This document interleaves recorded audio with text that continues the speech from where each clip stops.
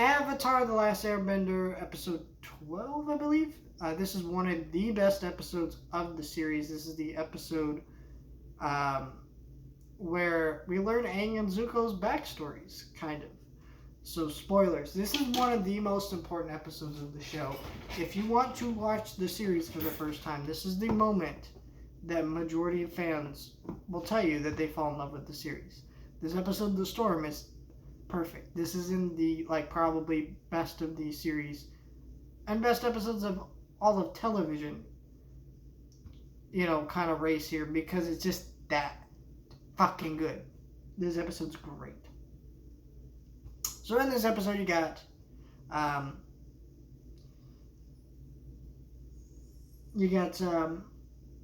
and Zuko, or not Aang and Zuko, Aang and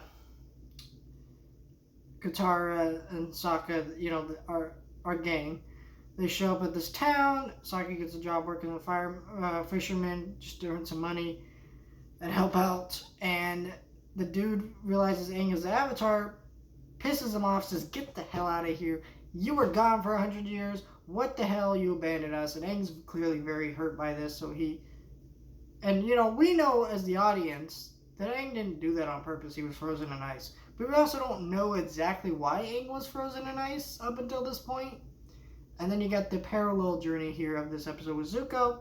Zuko's here, and Iroh is kind of just trying to make the soldiers on board of the ship understand Zuko's not a bad dude.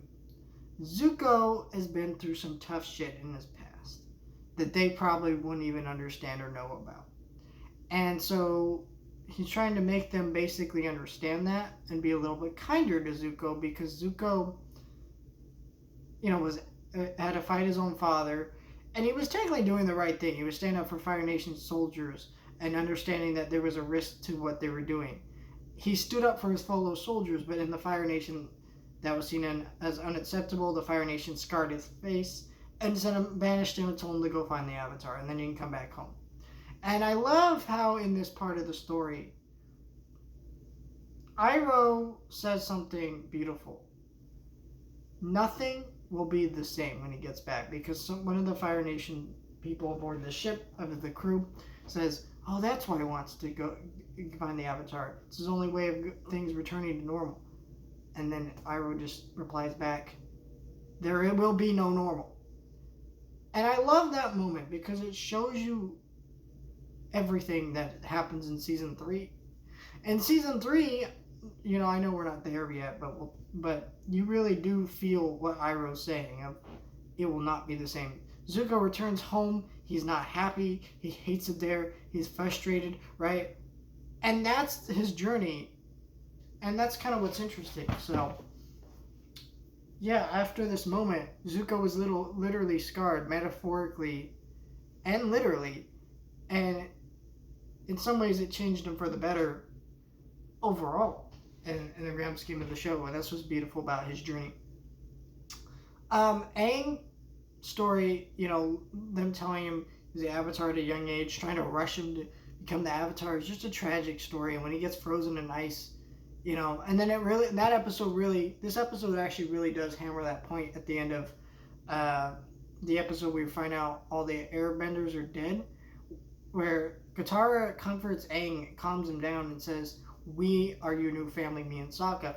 And you really now understand what she meant by that, and you really feel that, and she still really reinforces that point here. They really are Aang's new family, and that's what makes this a really beautiful story. So overall, I just thought this was an incredible series of,